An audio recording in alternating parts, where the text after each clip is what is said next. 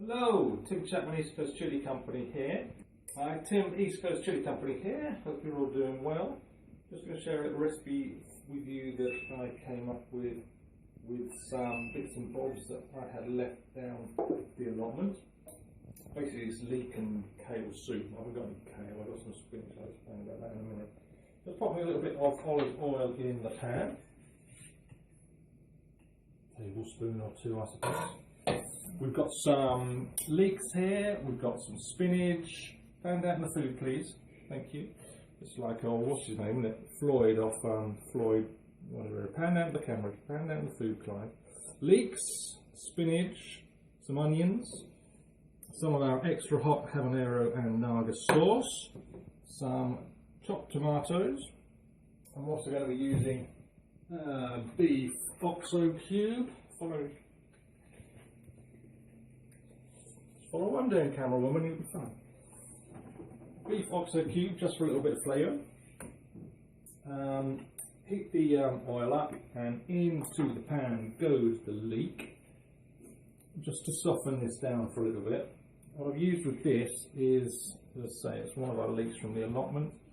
So it's an organic leek, but the best part about it is that we get to use all the little green bits that are at the top of the leaf. Bags of flavour in there. And unfortunately with supermarket versions that you get in those nice little plastic packs, all you get is the white bit. And you lose out on all that flavour. If you are using leeks like that, make sure that when you're cleaning them under the tap, you break away the leaves a bit, because you can often get a little bit of dirt wrapped around the layers of the leaves, so make sure you wash that away too. You don't want to be crunching loads of dirt. So that's starting to sweat down nicely there. Just add the garlic, which I've chopped fairly finely. Got a couple of cloves of garlic here.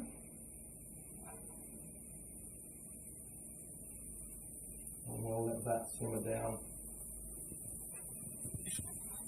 for a couple of minutes or so.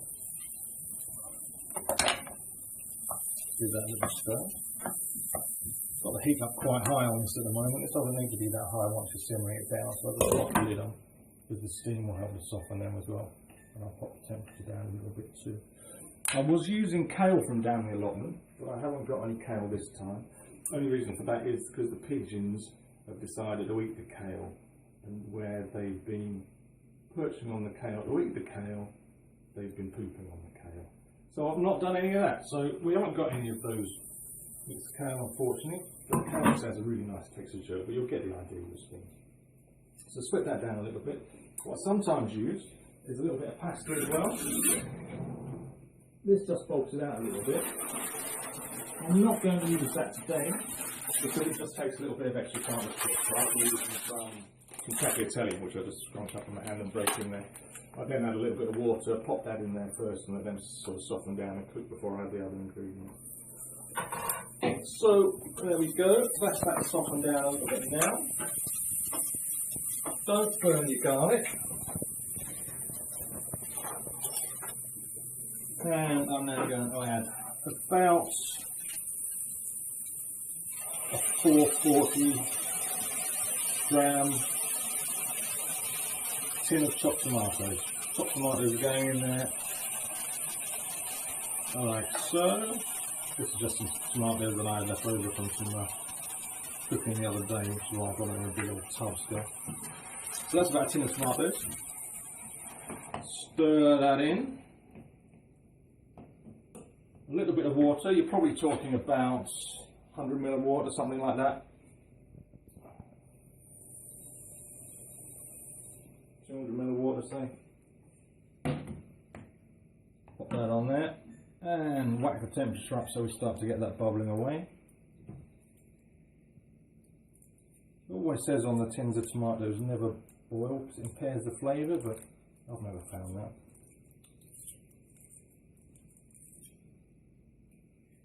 Sprinkle in your oxo cube. We don't need to use any pepper or salt for this. We've got some salt in the sauce which we're going to be using, and there's also a bunch of salt in this stock cube as well. Pop that in there. Next thing we're going to do is add the raisin sauce. Yum, yum, yum. I'm not going to open that one. I've got my spare one in the fridge here, which I use as samples for the shows. Give that a good old shake. There's no artificial stabilisers in any of our sauces. And I would say you're probably popping about a tablespoon in there. It is a hot sauce. There's no extracts, mind you, so it's not going to be stupidly hot. All made for the flavour rather than just for the heat. So about a tablespoon will be fine. Remember, if you're trying these on the store, they're going to be hotter when you try them neat than they are if you're going to be trying a recipe like this. The reason being is obviously you're diluting them in this recipe, whereas when you're trying them on the store, you're trying them neat, so they're always going to be hotter. So that's starting to bubble away there nicely. And we'll pop the spinach in. I've not chopped the spinach because that just wilts away anyway. Give that a little stir around just to get that going in there.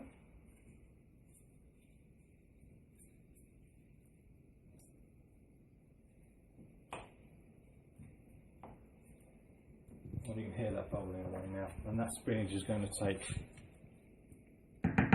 seconds to wilt down. I'll just pop the lid on to help with that. Also, I'll pop away some of the other ingredients. Whilst we're waiting just for that to finish cooking, I did a little bit of research the other day about, oops, I don't really put them on the knife at you, about why a ghost chilli is called a ghost chilli, or a naga chilli is called a naga chilli, or boot jalopy, or whatever. They're all the same chilies as far as I can tell.